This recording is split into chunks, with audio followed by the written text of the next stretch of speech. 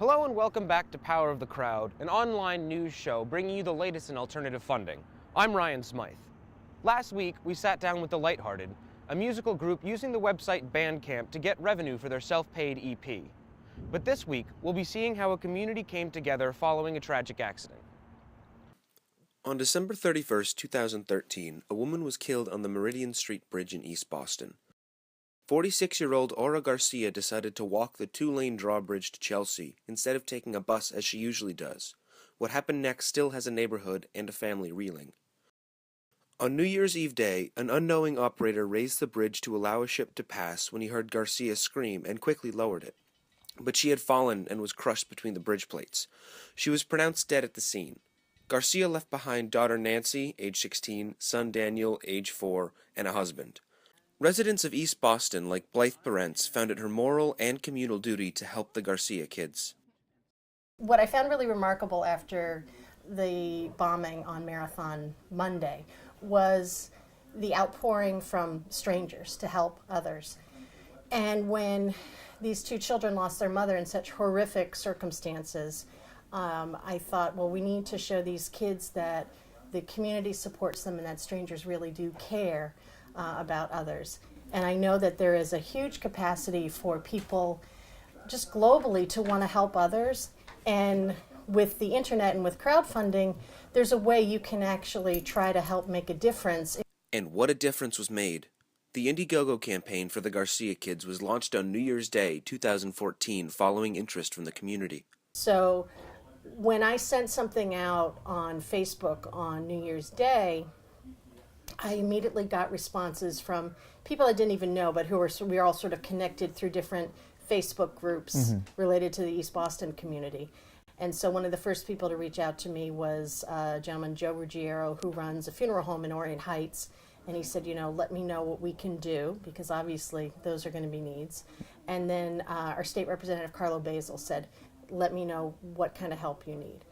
And so it sort of took off from there, and through connecting both with Carlo and Joe, who know each other, we were able to get the city to actually pay for the entire funeral. While we didn't get to sit down with State Representative Carlo Basil, Power of the Crowd did head over to the financial district.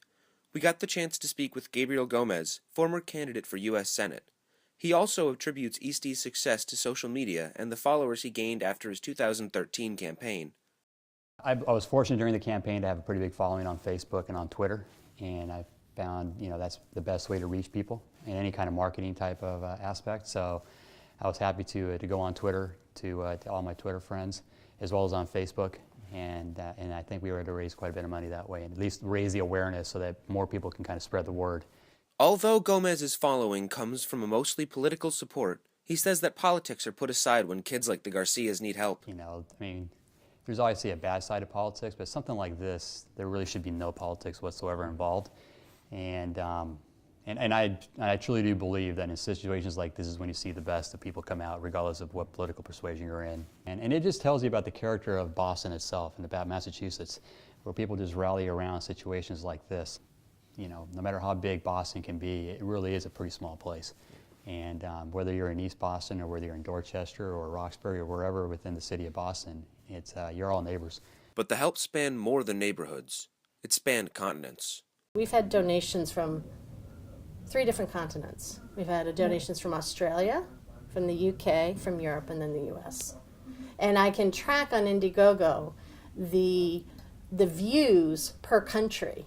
Every single continent except Antarctica, we've had people following the story or visiting the campaign. Wow. The campaign ended on February 28th and raised more than $10,000. But Berents stresses that money cannot bring back what was taken from the Garcia family, though pressure is on daughter Nancy.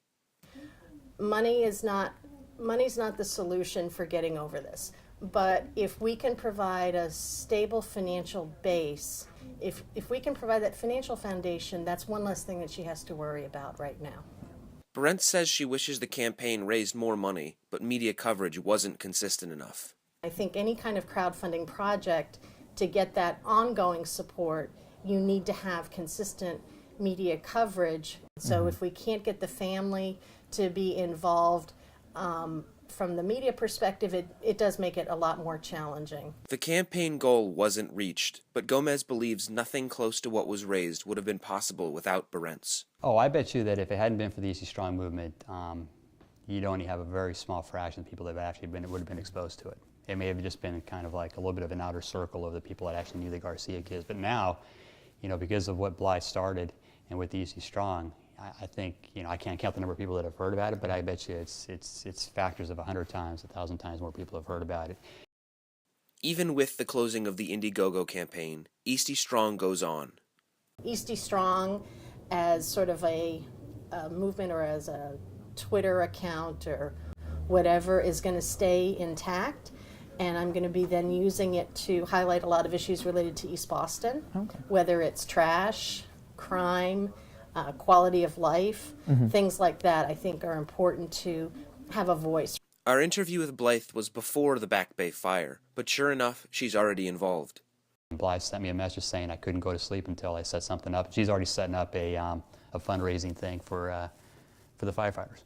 That's just the kind of person she is, and I told her that I would definitely get involved with that as well and try to use my network within Facebook and Twitter, and even just my network within the business community to rally around something like that.